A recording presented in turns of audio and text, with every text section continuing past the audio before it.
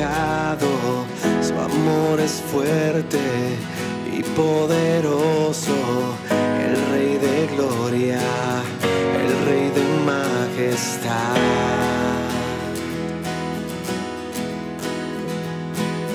Conmueve el mundo con su estruendo y nos asombra con maravillas, el Rey de gloria, el Rey de majestad. Gracias sublimes, perfecto es tu amor. Tomaste mi lugar, cargaste tú mi cruz. Tu vida diste ahí y ahora libre soy.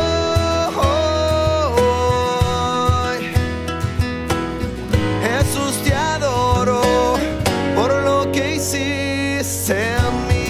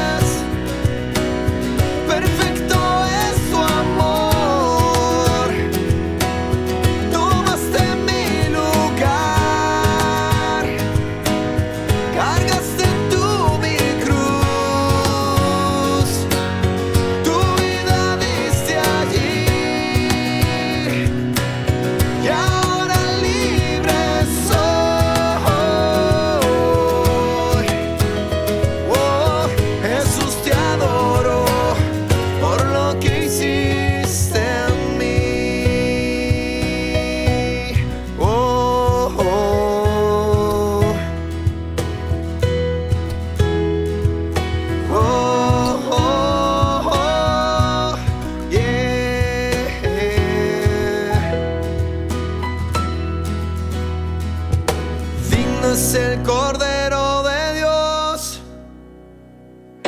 digno es el Rey que la muerte venció. Digno es el Cordero de Dios, digno es el Rey que la muerte venció. Digno es el Cordero de Dios, digno es el Rey que la muerte venció. Es el Cordero de Dios, digno, digno. Gracias sublimes, perfecto es tu amor. Tomaste mi lugar, cargaste tú mi cruz. Tu vida diste allí.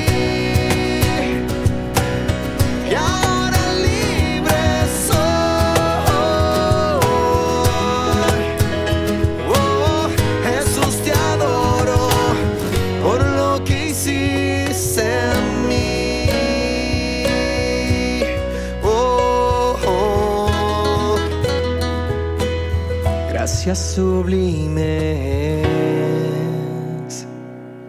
perfecto es tu amor. Tomaste mi lugar, cargaste tú mi cruz. Tu vida dice allí y ahora libre soy.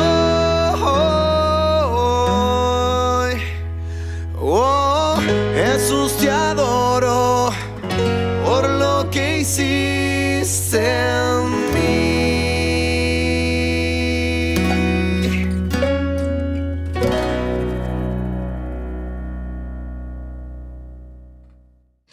Amados hermanos en Cristo, que el Señor les esté bendiciendo muy ricamente.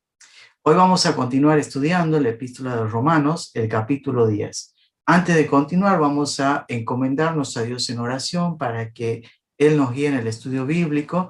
Te recuerdo tener preparado, como siempre, un cuaderno para tomar apuntes, una lapicera, para escribir los textos que vamos a ir mencionando y de esta manera pueda ser mucho más provechoso el estudio bíblico y el aprovechamiento espiritual para tu vida. Oramos y luego continuamos. Señor, ponemos en tus manos el estudio de tu palabra. Eres el Señor del Evangelio, el Señor de la vida. Eres el Señor Todopoderoso, quien has proporcionado la justicia por medio de la fe en el Señor Jesucristo para todo aquel que cree tenga vida eterna. Señor, queremos pedirte que nos guíes en la enseñanza de tu palabra, que nos guíes al aprender acerca de ella por medio del Espíritu Santo. Gracias, Señor, por el poder del Espíritu Santo, quien has dado para que habite en cada creyente. Que a ti, Señor, sea la gloria y la alabanza en el nombre del Señor Jesús. Amén y amén. Muy bien, vamos a abrir nuestras Biblias en Romanos capítulo 9, versículo 30. Vamos a terminar. Yo, mientras tanto, les voy a ir compartiendo el PowerPoint para que de esta manera podamos visualizar mejor el estudio. Romanos capítulo 9, del versículo 30 al capítulo 10, versículo 21. Ese va a ser el pasaje de nuestra exposición. Así, tenemos entonces, vamos a desarrollarlo en 5 puntos que les voy a mostrar a continuación. El título que le hemos puesto al tema de hoy es el señorío de Cristo en el Evangelio. Recordemos que la epístola a los Romanos trata sobre la justicia de Dios por medio de la fe en Jesucristo. Como tema principal, Lutero definía el más puro evangelio, es el que encontramos en la epístola a los Romanos. Entre los capítulos 9, 10, 11, vemos la relación de la justicia de Dios con respecto a Israel, la nación escogida. Israel, como veíamos en el capítulo 9, a Israel de quienes son la adopción, la gloria, la ley, el pacto, el culto, las promesas de quienes son los patriarcas y por medio de los cuales vino Cristo, el cual es Dios sobre todas las cosas, dice en Romanos capítulo 9, versículo 5. Cuando encontramos en este pasaje que vamos a leer y meditar y estudiar, vamos a ver que Cristo es el Señor en estas buenas noticias. Cristo es el Señor en la justicia de Dios por la fe. Cristo es el Salvador. Cristo es quien cumplió toda la ley y la terminó para que en Él podamos tener vida eterna para con todos los que le invocan. Así los 5 puntos que vamos a mencionar es, en primer lugar, Cristo, la piedra de fundamento, los que vamos a leer entre los versículos 30 al 33 del capítulo 9. Luego, Cristo, el fin de la ley, la terminación de la ley. No significa que el Señor haya dejado la ley a un lado, sino significa que Él la cumplió. Significa, como Él dice, no he venido para abolir la ley, sino para cumplirla. Y cuando el Señor cumplió la ley y la llevó en toda su perfección en su vida santa, inocente, sin mancha, delante de Dios, Dios nos puede justificar no por la ley, sino por Cristo. Porque por las obras de la ley ninguno es justificado, por eso Él es el fin de la ley. Cristo es el Señor, es el resucitado. Quien cree en Él como el Señor y como el que Dios ha levantado de entre los muertos, es salvo. Cristo es rico para con los que le invocan. Los que le invocan y le confiesan, y es para con todos, sin importar distinciones de personas. y Cristo es el que envía a anunciar las buenas nuevas y la paz. Vamos con el primer punto, Cristo, la piedra de fundamento. Leemos los versículos 9 del 30 al 33, dice, ¿qué pues diremos? ¿Que los gentiles que no iban tras la justicia han alcanzado la justicia? Han alcanzado la justicia, es decir, la justicia que es por fe. Mas Israel, que iba tras una ley de justicia, no la alcanzó. Dice, ¿por qué? Porque iban tras ella, no por fe, sino como por obras de la ley, pues tropezaron en la piedra de tropiezo. Como está escrito, he aquí pongo en Sión piedra de tropiezo y roca de caída, y el que creyere en él no será avergonzado. ¿Quién nos está diciendo estos versículos? Cuando en la antigüedad se hacían los edificios, cuando en la antigüedad se edificaban las construcciones, se elegían una piedra angular que iba a ser la piedra principal, la piedra que iba a unir las partes importantes de la construcción y se iba a firmar. Esa piedra angular era principal, era escogida, tenía que ser una piedra donde las demás piedras que se iban a poner iban encastrándose sobre ella. Ahora, el Señor Jesús es como esa piedra. Y el apóstol Pedro, el apóstol Juan, cuando daban testimonio de su fe en Cristo ante el concilio, los sacerdotes, que les decían, no queremos que hablen más en nombre de Jesús. Y él les tenía que decir, ustedes los judíos, los edificadores, han rechazado esa piedra principal. Él es la piedra aprobada de Dios. Esa piedra de Dios que Dios ha escogido para que por él todo aquel que en él cree sea salvo. ¿Qué decía acá en los versículos 30?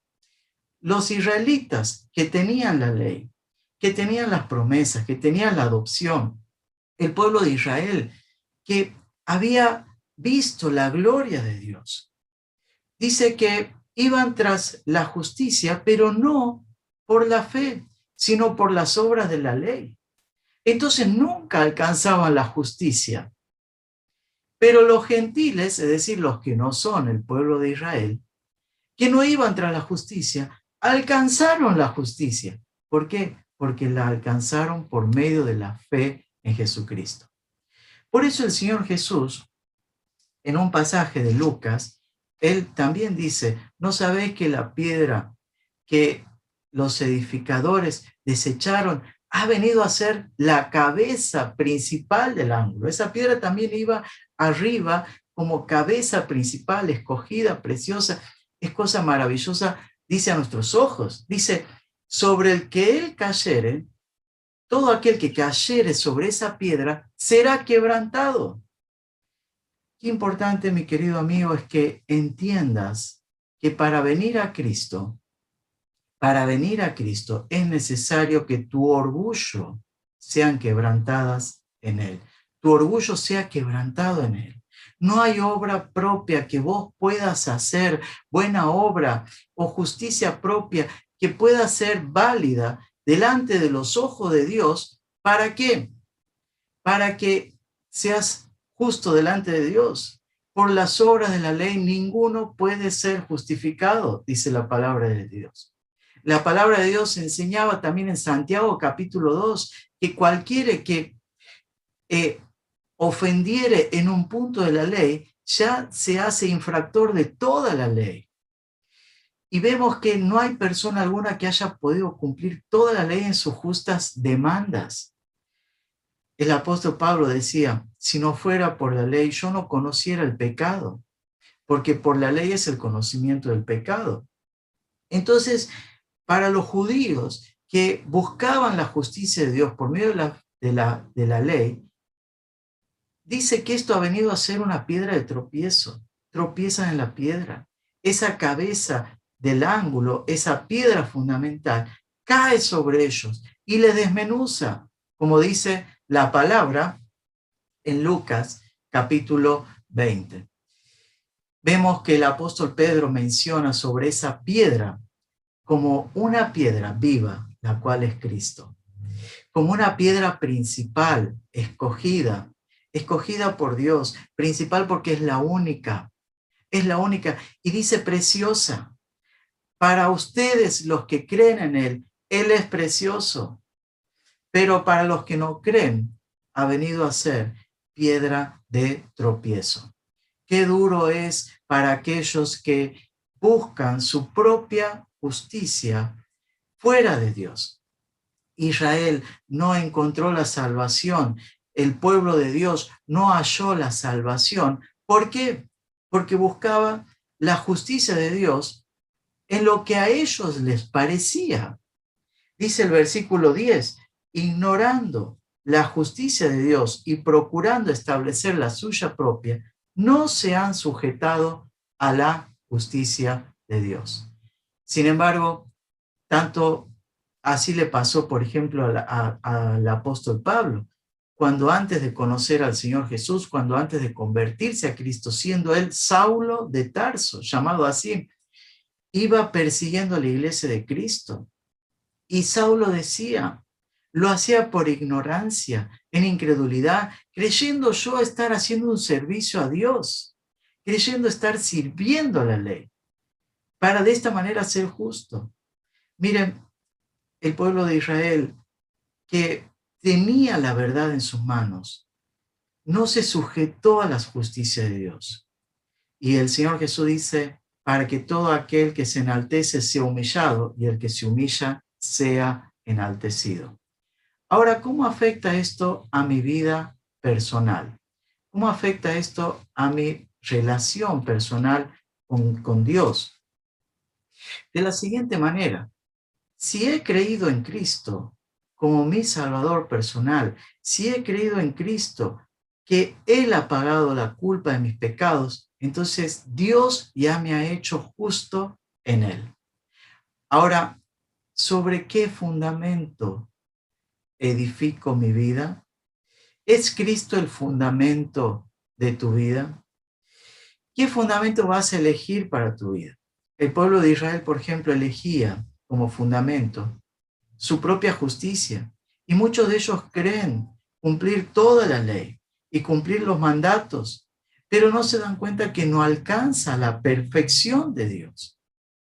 Muchas personas hoy en día quieren establecer su propia justicia y decir a su propia manera las formas de alcanzar la salvación de Dios.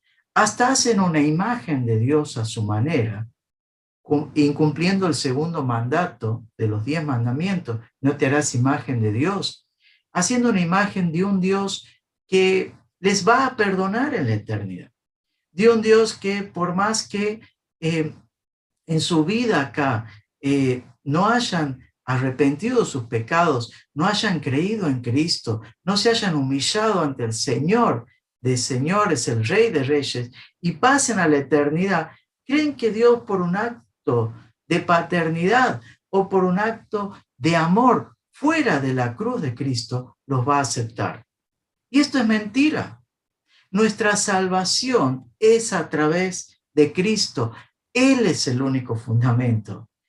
Ahora, mi querido hermano en la fe que ha recibido al Señor Jesús, la pregunta es lo que dice 2 Pedro 2, capítulo 2, versículo 4, 6. Ustedes, dice, nosotros como piedras vivas, seamos edificados sobre la principal piedra del ángulo, la cual es Cristo, el cual es Él una piedra viva. Entonces nosotros como piedra viva debemos ser edificados en ese edificio, en esa casa espiritual, la cual es Cristo. En un sacerdocio santo. ¿Es tu vida una vida donde cada día te presentas delante de Dios? ¿Cada día sube delante de la presencia del Señor el incienso de la oración? ¿Es tu día, cada día, un buscar la comunión con el Señor? No a tu manera, sino a la forma en que el Señor lo ha establecido, por medio del Espíritu Santo, en el nombre del Señor Jesucristo, buscándole por la palabra. no imaginándote o pensando que a tu forma y en tu engaño y apartándote de la verdad de la palabra. ¿Sobre qué fundamento edificas tu vida?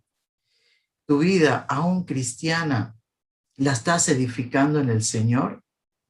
Mediante sacrificios espirituales que son por medio de Cristo, para Dios.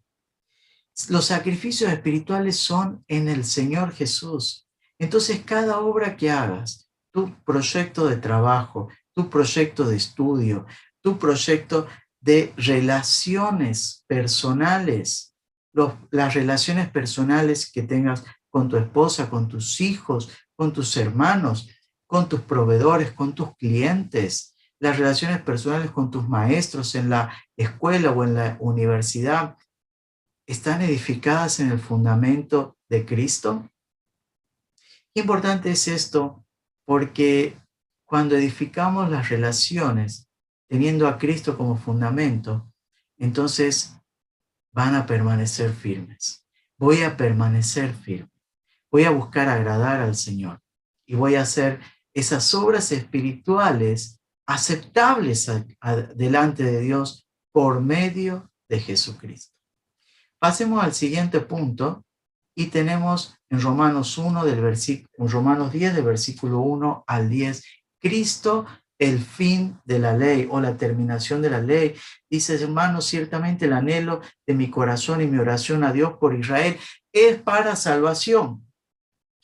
Dice, porque yo les doy testimonio de que tienen celo de Dios, pero no conforme a ciencia, porque ignorando la justicia de Dios y procurando establecer la suya propia, no se han sujetado a la justicia de Dios. Dice, porque el fin de la ley es Cristo para justicia a todo aquel que cree. Porque de la justicia que es por la ley, Moisés escribe así, el hombre que haga estas cosas vivirá por ella. Pero la justicia que es por la fe, dice así, no digas en tu corazón, ¿quién subirá al cielo? Esto es para traer abajo a Cristo. ¿Quién descenderá al abismo? Esto es para hacer subir a Cristo de entre los muertos. Nuestro Señor Jesús hizo eso, descendió de los cielos, subió del abismo, resucitó de entre los muertos, descendió de los cielos haciéndose hombre sin dejar de ser Dios, subió del abismo, resucitando de entre los muertos, venciendo a la muerte y al que tenía el imperio de la muerte. Encontramos acá, en primer lugar, la pasión por los perdidos que tenía el apóstol Pablo, sobre todo sus hermanos, el pueblo de Israel. Dice, mi oración, dice, el anhelo de mi corazón era un anhelo verdadero, no fingido. Y dice, y mi oración a Dios por Israel es para salvación. Porque sabía que el Israel tradicional, que tenía la ley, que tenía el templo, que seguía los ritos, que seguía las ceremonias, que tenía las promesas, nunca alcanzaba la justicia, porque la seguían como una institución y no como una relación personal con Dios. La seguían como una institución tradicional y no buscando con humildad la justicia de Dios. Ahora, los judíos que antes de Cristo, por medio de la humildad, por medio de la fe en Dios, reconocían que no podían alcanzar las demandas justas de Dios. Y ellos fueron salvos al igual que Abraham, por la fe. Por la fe alcanzaron la promesa. Bueno, de esta misma manera, habiendo ya venido Cristo, Él terminó con la ley. ¿Qué significa? El hombre ya no es salvo. El hombre va a ser salvo siempre por Cristo. El hombre que se refugia en Cristo como Cristo, quien es un sustituto, la víctima perfecta que paga nuestros pecados en la cruz. Dios me ve no a través de la ley, me ve en Cristo. Si yo no me pongo debajo de Cristo y me pongo debajo de la ley, todo el juicio de Dios va a estar sobre mí. Pero si me pongo debajo de Cristo, el Señor cumplió la ley. El Señor dice, no he venido para abrogar la ley, sino para cumplirla. Entonces, ¿para qué está la ley? Para hacer el pecado verdadero, yo no conociera el pecado, decía Pablo, si no fuera por la ley. Cuando yo estaba sin ley, pecaba, pero cuando pequé, dice el apóstol Pablo, por el mandamiento, el pecado revivió y yo morí. Por la ley me constituye un transgresor, un convicto de eterna condenación. Pero Cristo vino para librarme de condenación. Pasión por los perdidos, esto me enseña a estar orando por mis hermanos, por aquellos que están sin Cristo, con un anhelo ferviente de corazón, por aquellos, no dejar de orar por los que sean familiares o conocidos, orar por ellos para que sean salvos y tengan vida eterna. También un celo correcto, y Israel tenía un celo incorrecto. ¿Por qué? Dice, ignorando la justicia de Dios. Perdón, el versículo 2 dice, porque yo le doy testimonio de que tienen celo de Dios, pero no conforme a ciencia. El celo de Dios que tiene el pueblo de Israel es un celo no fundado en la verdad, sino en las obras de la ley. Ese celo incorrecto, esa pasión incorrecta, no lo salva. Y era la que Pablo tenía cuando, llamado Saulo de Tarso, perseguía a la iglesia. Y dice que sus ropas eran las ropas de los mártires. En el caso de Esteban, era puesta a sus pies y suspiraba amenazas. Hay dos tipos de celo en las Escrituras: el celo que es según Dios, que es correcto, el celo basado en la verdad. Celo significa fervor. Cuando tengo la verdad correcta y tengo fervor sobre esa verdad correcta, entonces es este el celo que Pablo mencionaba. Este celo lo tenía Pablo, el celo correcto. Y este celo era por la iglesia de Cristo. Haciendo mención de los Gálatas, decía, sufro dolores de parto hasta que Cristo sea formado en ustedes, dice, porque os celo con celo de Dios, dice. Y de esta manera Pablo mostraba el amor que tenía para con sus hermanos. ¿Qué enseñanza me deja esto para mí, para fortalecer mi amor por mis hermanos, por los débiles, por los enfriados, por los desanimados, para que Cristo sea formado en sus vidas? Tener ese celo verdadero. El celo correcto beneficia, el celo correcto edifica, el celo correcto tiene base en un verdadero amor. Pero el celo que es incorrecto, como el que tiene el pueblo judío, el pueblo de Israel, en el caso de Saulo de Tarso, es un celo que perjudica, donde no hay amor, donde se sigue a la ley como un fin en sí mismo y no desarrolla ninguna justicia, según lo que la palabra muestra. Seguimos viendo y encontramos que Cristo es la terminación de la ley, porque el fin de la ley es Cristo para justicia a todo aquel que cree. Qué precioso es y qué triste es cuando los creyentes se vuelven a esclavizar bajo los rudimentos de la ley. Y Pablo les decía esto a los Gálatas: si ustedes van a volver a la ley, entonces en vano de Cristo os desligaste, dice. En vano han recibido la gracia de Dios. La circuncisión a ustedes de nada les va a aprovechar, les decía, haciéndoles entender que por las obras de la ley el hombre no es justificado. Y les preguntaba, ¿ustedes han recibido el Espíritu, el que suministra el Espíritu, lo han recibido por las obras de la ley o por el oír con fe? Por supuesto que por el oír con fe. La obra del Espíritu Santo en nuestro corazón la hemos recibido por el oír con fe. Por eso Cristo es la terminación de la ley. No significa que Dios haya dejado de lado la ley, porque por la ley es el conocimiento del pecado. Significa que Dios nos justifica en Cristo y que ningún hombre puede ser justificado por las obras de la ley. Dice, porque de la justicia que es por la ley de Moisés, el hombre que haga estas cosas vivirá por ellas. Si quieres justificarte por medio de la ley, tienes que cumplir toda la ley en todos sus puntos Y esto es imposible.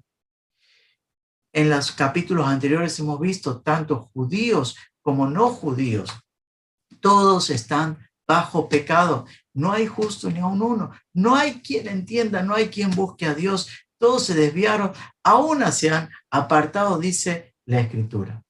Ahora, que Cristo sea la terminación de la ley significa que Él cumplió la ley en todos sus puntos. Él, cuando decía, no he venido para abrogar la ley, sino para cumplir su propósito, para cumplirla, el Señor fue hallado santo. El Señor es santo, no se halló pecado alguno en Él. El que no conoció pecado, dice la Escritura. Por nosotros Dios lo hizo pecado. Si no tuvo pecado alguno. Sin embargo, Él ocupó nuestro lugar. Dios le hizo pecado sin ser el pecador. ¿Qué significa que Dios le haya hecho pecado? Significa que en su cuerpo de carne fue mi sustituto, cargó mi pecado, cargó tus pecados, y la ira de Dios con respecto al pecado del hombre vino sobre su Hijo Jesucristo. Y Jesucristo desvió, el Señor Jesús desvió la ira de Dios por mis pecados, trayéndola sobre su propio Hijo, el Señor. Por eso es que Cristo es la terminación de la ley, y esto me tiene que llenar de gozo por la libertad a la que Dios me ha llamado, la libertad de la maldición de la ley. Ya no estoy bajo maldición. Y cuando la ley me condenaba, y cuando por la ley no podía llegar a las justas demandas de lo que Dios había establecido, alcanzar la santidad de Dios, el nivel de santidad, lo cual es imposible, el Señor Jesús descendió, me tomó de la mano, me puso sobre sus hombros, me puso sobre su pecho, y de esta manera me hizo libre de Cristo. En el Señor Jesús somos libres de la maldición de la ley, y esto es maravilloso, que en Él tenemos libertad. Por eso Pablo dice a los Gálatas capítulo 5, versículo 1, estén pues firmes en la libertad con que Cristo los ha hecho libres. ¿Qué significa esto a mi vida diaria? Significa que el Señor llevó todas mis culpas, mis pecados, y me ha dado una libertad maravillosa, eterna, de la esclavitud del pecado, del yugo que pesaba sobre mí. Me ha dado una libertad de la condenación eterna. Ninguna condenación hay para los que están en Cristo. Dice, ahora no usen esta libertad como ocasión para la carne, dice en el versículo 13. ¿Qué significa esto?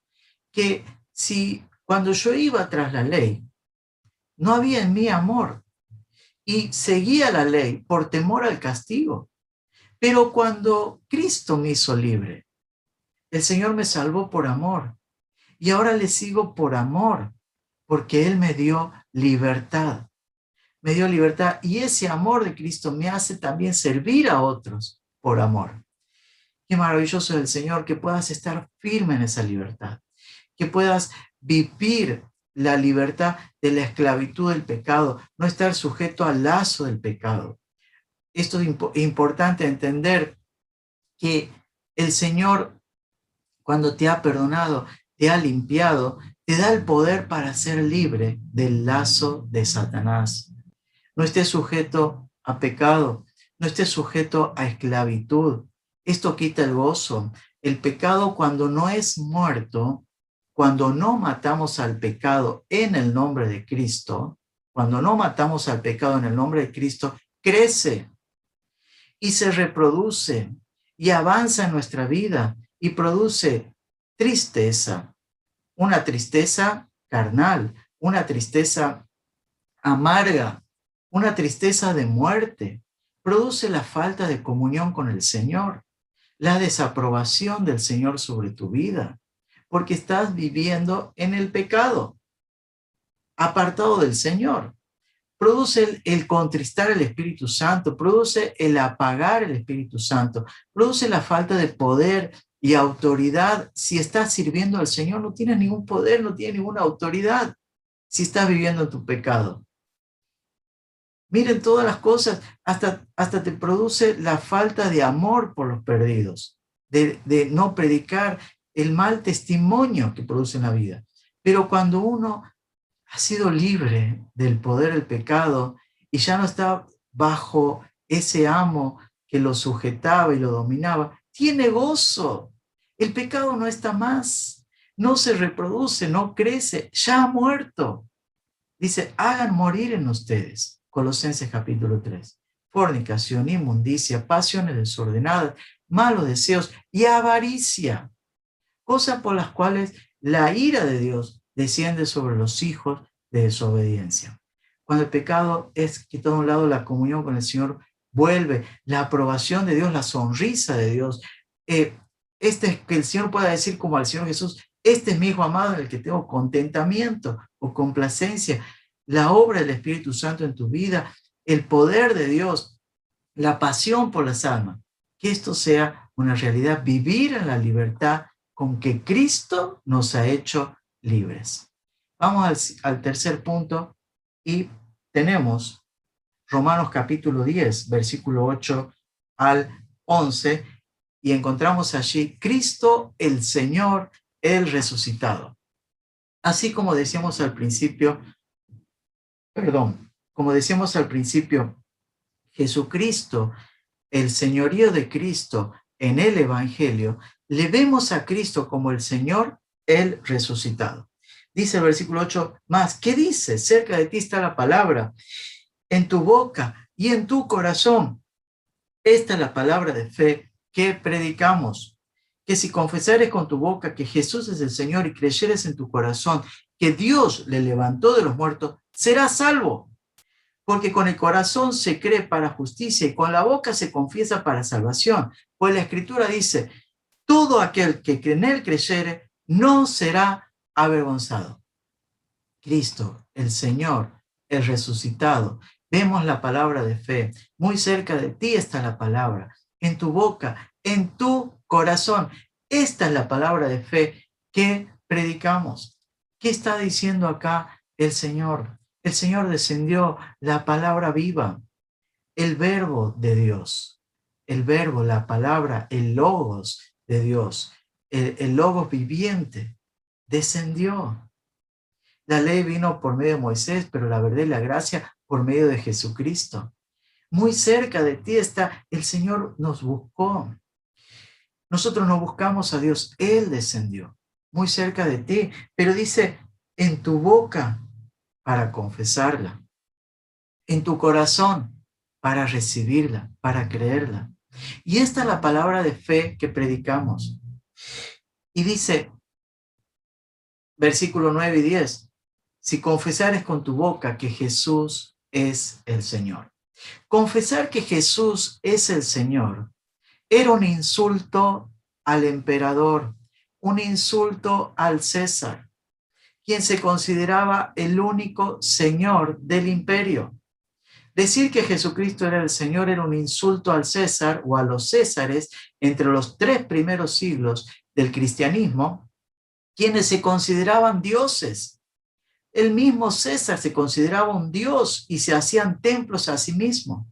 O sea que decir que el César no es el Señor, Jesucristo es el Señor, significaba ir a la cárcel, ir a un tribunal para ser enjuiciado y luego ir a la condena que ese tribunal establezca. En muchos casos era la muerte. Y vemos que esto significaba confesar que Jesucristo es el Señor. Si yo confieso que Jesucristo es el Señor, es un confesar por medio del Espíritu Santo. 1 Corintios capítulo 12, el versículo 2 dice de la siguiente manera, que el versículo 3 dice que nadie puede llamar a Jesús Señor sino por el Espíritu Santo. Cuando hemos creído en el Señor como nuestro Salvador, como nuestro suficiente Salvador, cuando le hemos recibido a Él, hemos dicho, Señor, tú eres mi Salvador. Y confesarle como Señor significa que tu vida, y significa que la vida de cada uno ya no la va a manejar uno como uno quiere, sino que se la va a dar al Señor. Tú eres ahora mi Señor. Me arrepiento de vivir mi vida como yo he querido toda mi vida, como mi corazón me ha indicado a mí mismo, según las pasiones de mi corazón, según lo que el mundo indicaba, según lo que a mí me parecía que estaba bien. Me arrepiento, Señor. Acepto tu señorío, te confieso, tú eres el Señor. Pero también dice, creer en tu corazón que Dios le levantó de los muertos. Si uno no cree que el Señor ha resucitado, entonces no cree que el Señor tenga poder para dar vida a su propia vida. Yo soy la resurrección y la vida. El que cree en mí, dice el Señor Jesús, yo le voy a resucitar en el día postrero. Eso es maravilloso. El Señor ha resucitado porque esta autoridad ha recibido del Padre. El Señor no ha quedado en la tumba. Y esto es demostración de su poder para vencer a Satanás. Ha vencido al imperio de la muerte, a Satanás. Dice que la muerte no se ha hecho señor de él. Y él no quedó bajo la corrupción de la tumba. Su cuerpo no vio corrupción. El Señor le resucitó, Dios le resucitó a un cuerpo glorificado. El Señor cuando resucitó, antes de resucitar, él mismo había dicho, tengo poder para poner mi vida, tengo poder para volverla a tomar. Cuando uno cree que el Señor Jesucristo está vivo y que no está allá en la tumba, está vivo, entonces cree que es Dios. El Señor es Dios.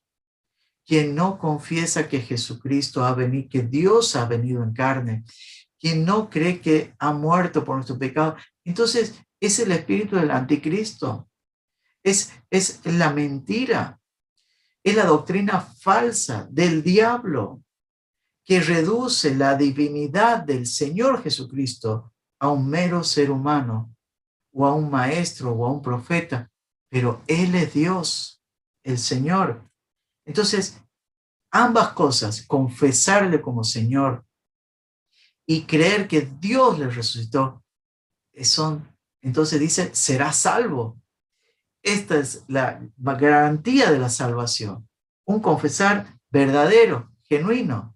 Dice, todo aquel, versículo 11, que en él creyere, no será avergonzado. Qué triste es que aquellos que siguiendo una tradición, creyendo a ser justos, creyendo que Dios los va a hacer aceptos, conforme a lo que piensan y no sujetándose a la justicia de Dios, van a ser avergonzados. Esa piedra que es Jesucristo, la piedra viva, la piedra principal de fundamento, los va a desmenuzar, va a caer sobre ellos. Pero si vos hoy te arrepientes y te quebrantas sobre esa piedra y caes sobre Cristo, Él te va a salvar y no vas a ser avergonzado. Para los que creen, dice la palabra, Él es precioso. Ahora, ¿cómo es mi vida en este principio? ¿Confieso a Cristo como mi Señor ante los demás? ¿Vivo mi vida conforme al señorío de Cristo? ¿Le reconozco solo como mi Salvador, pero no como mi Señor? Entonces no soy salvo, ¿eh? Si el Señor es solo tu Salvador y no reconoce su señorío, entonces, ¿hasta dónde es verdadera tu fe? ¿Tu fe es solo de un decir para afuera y no de un creer sincero y genuino de corazón? ¿No hay un verdadero arrepentimiento? Si el Señor es el Señor de tu vida, entonces va a haber un verdadero arrepentimiento. Si hay un verdadero arrepentimiento producido por la fe en Cristo, por la obra del Espíritu Santo, Él es tu Señor, el pecado no está más.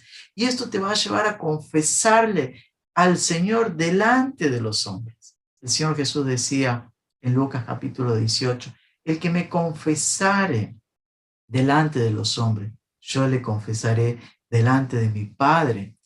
Pero el que me negare, yo también le negaré. Qué duro es esto y qué real que es. Que hermanos, que estemos confesando a Cristo.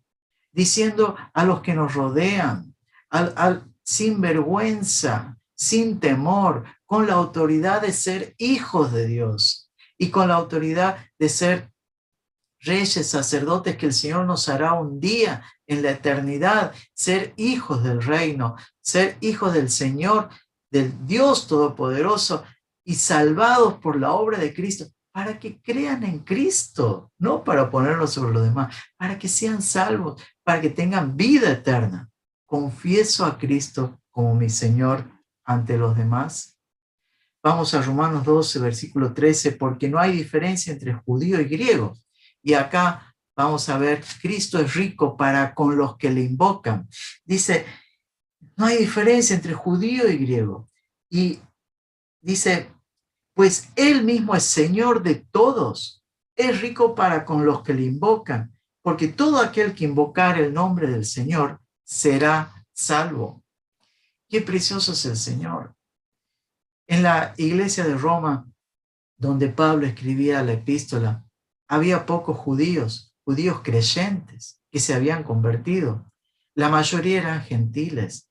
Esto se cree porque hubo una expulsión de los judíos, pero después se les permitió volver.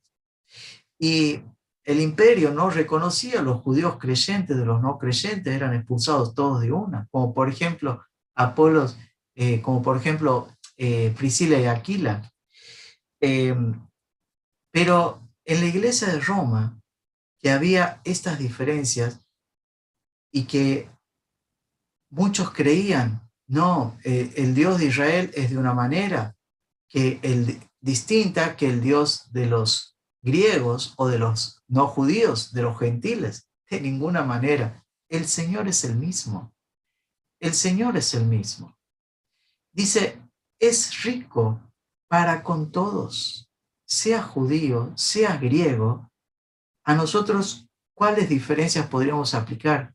Cualquiera sea la diferencia de género, varón, mujer, cualquiera sea la diferencia social, la diferencia de raza, la diferencia económica, cultural. El Señor es el mismo, es Señor de todos y es rico para con todos los que le invocan. Dice Efesios capítulo 2, que Dios es rico en misericordia. Es rico en misericordia, Efesios 2, capítulo 2, versículo 4, por su gran amor con que nos amó. Es rico en misericordia y significa que Dios es amplio en perdonar, como dice en Isaías. Dice la palabra de Dios, que nos invita a arrepentirnos de nuestros pecados y vuelva hacia Dios, el cual será amplio en perdonar. Y Dios, que es rico en misericordia por su gran amor con que nos amó por medio de Cristo, quien derramó su gracia abundante. Gracia es el favor de Dios sobre nosotros que merecíamos la condenación eterna. Ese favor de Dios vino por medio de la fe en Cristo, vino por medio de la obra de Cristo en la cruz, para que el que tenga fe en Él tenga vida eterna. Ahora, mi pregunta es, para aplicar a la vida, ¿me gozo en la riqueza de su misericordia? Qué importante es no perder el gozo de la salvación, tener esa paz, ese gozo, ser limpio en cada momento para poder compartir las verdades del Evangelio, para que Jesucristo sea en mi vida el Señor de las buenas noticias. Vamos al punto siguiente. Y encontramos ya en los últimos versículos, Romanos 10, del 14 al 21. ¿Cómo pues invocarán a aquel en el cual no han creído? ¿Cómo creerán en aquel de quien no han oído? ¿Cómo irán sin haber quien les predique? ¿Cómo predicarán si no fueren enviados? Como está escrito, cuán hermosos son los pies de los que anuncian la paz, de los que anuncian las buenas nuevas. Mas no todos obedecieron al Evangelio, pues Isaías dice, Señor, ¿quién ha creído a nuestro anuncio? Así que la fe es por el oír y el oír por la palabra de Dios. Pero digo, ¿no han oído? Antes bien, por toda la tierra ha salido la voz de ellos y hasta los fines de la tierra sus palabras. Este versículo es del Salmo 19 y hace referencia a la revelación de la creación de Dios. Pero ese Salmo 19 también está unido a la revelación de la palabra de Dios. Y dice, que decía ahí, la ley de Jehová es perfecta, que convierte el alma. Dice el versículo 19, también digo, ¿no ha conocido esto Israel? Primeramente Moisés dice, yo provocaré a celo con un pueblo que no es pueblo. Con pueblo insensato provocaré a ira. Dios ha derramado su gracia no solo a Israel, sino a todas las naciones. El evangelio de la gracia de Cristo ha llegado a todo el mundo. Dice, Isaías dice resueltamente, fui hallado de los que no me buscaban. Nosotros los gentiles, los no judíos, que nunca buscamos a Dios, fuimos hallados por Él. Y dice, me manifesté a los que no preguntaban por mí, por supuesto a los que con humildad, mansedumbre, verdadero arrepentimiento han reconocido que Cristo es Dios, que Cristo es el Salvador, que Cristo es el Señor. Pero acerca de Israel dice, todo el día extendí mis manos a un pueblo rebelde y contradictorio. Y veamos acá, pies hermosos. Vemos el Señor del Evangelio, el Señor Jesucristo. Qué hermosos son los pies de los que anuncian la paz, de los que anuncian las buenas noticias. Qué hermosos son los pies. Pies hermosos los pies, qué necesarios son para ir y predicar el Evangelio. Querido hermano, en la palabra de Dios siempre se nos enseña a ir, no a quedarnos adentro, no a esperar que vengan los incrédulos, sino a salir. La iglesia debe ser una agencia del Evangelio, la iglesia debe ser un fuego del Evangelio de Jesucristo. La iglesia local, nosotros como iglesia de Cristo debemos estar siempre, en todo momento, dando testimonio de la verdad. No solo como iglesia, sino cada uno en la obra personal. Querido hermano, como obra personal, tenete preparados folletos, tenete preparadas Biblias para regalar a los que te rodean, a los que están a tu alrededor, para compartir las buenas noticias. Hacelo porque esto es muy importante. Estos son los pies hermosos. Si no vamos, entonces el Evangelio no va a llegar. Pies hermosos, pero también menciona labios. ¿Por qué? Porque los labios de paz, los labios de buenas noticias, son necesarios para que por ellos sea anunciado el mensaje de Cristo. ¿Qué sentido tiene que yo vaya y no predique la palabra? ¿Por qué? Porque entonces no van a conocer la verdad.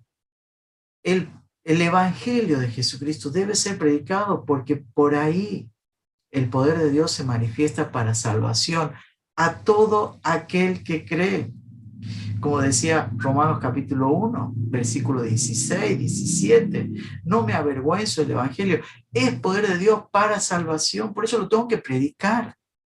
No dejemos de hablar del Evangelio, no seamos superficiales cuando predicamos el Evangelio. Sin duda tengamos tacto, tengamos amor, tengamos un sentido de, si hay disposición de la otra parte, de hablar toda la verdad. Cuando predicamos la paz, predicamos las buenas noticias, tenemos que predicar el juicio. ¿Qué buenas noticias van a entender si no les hacemos entender que hay un juicio sobre el pecado del hombre? Cuando predicamos el juicio sobre el pecado del hombre, las personas se creen buenas. Muchas personas creen que van a ir al cielo, que van a ser recibidas en el cielo.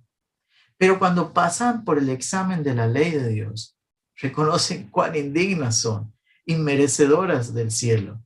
Y cuán grande es el pecado. Como decía Pablo, yo no conocía el pecado si no fuera por la ley. Ahora, ahí le tenemos que mostrar cuando se encuentra en esa indignidad. Mirá, el Señor de paz descendió para terminar la ley y para hacerte salvo, para darte vida eterna. Es necesario que creas en Él. La salvación es gratuita. Por eso es buena noticia. Es importante que conozcas los textos de la palabra de Dios. Estés preparado para dar defensa a todo aquel que demanda una razón de la esperanza que hay en tu vida. No lo dejes de hacer, de predicar, de anunciarlo a todos los que te rodean. John Harper, alguna vez ya lo dije, el último gran héroe del Titanic, uno que se salvó del hundimiento del Titanic, predicaba de aquel predicador llamado John Harper, que iba hacia Chicago a predicar en la iglesia de Moody el Evangelio. Él murió en las frías aguas, pero antes de morir, predicaba. Y cuando estaba todavía en el barco, les hablaba a las personas: ¿es usted salvo? Y la gente le decía: no, ¿y qué tengo que hacer? Cree en el Señor Jesucristo y será salvo. Y le predicaba Hechos 16:31. Cuando ya estaban en las frías aguas, quedaban pocos minutos para morir, tal vez 5.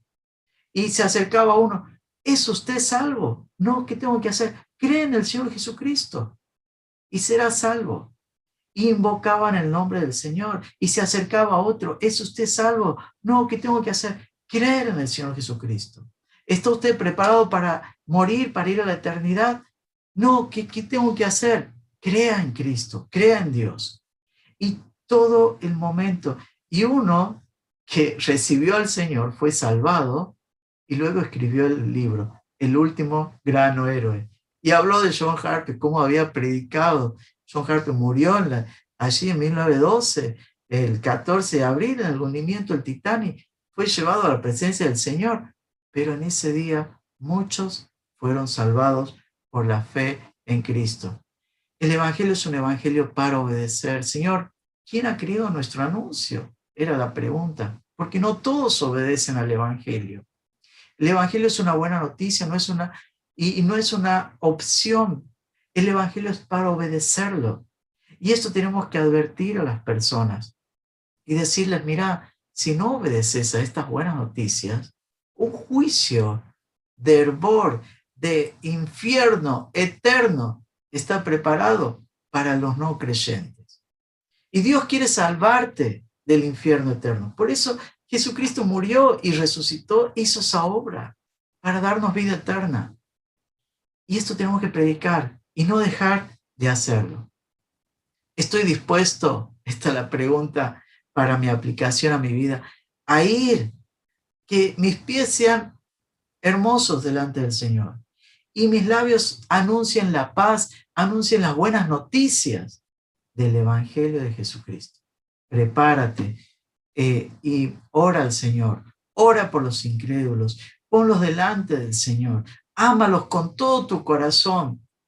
Que la pasión de Cristo brille en tu vida y el fervor por Cristo sea fuerte en tu vida para que crean en Él y sean salvos. Que el Señor te bendiga y, si Él permite, estaremos continuando en la próxima reunión, viéndonos y siguiendo aprendiendo de la palabra de Él. Que el Señor te bendiga ricamente y muchas gracias.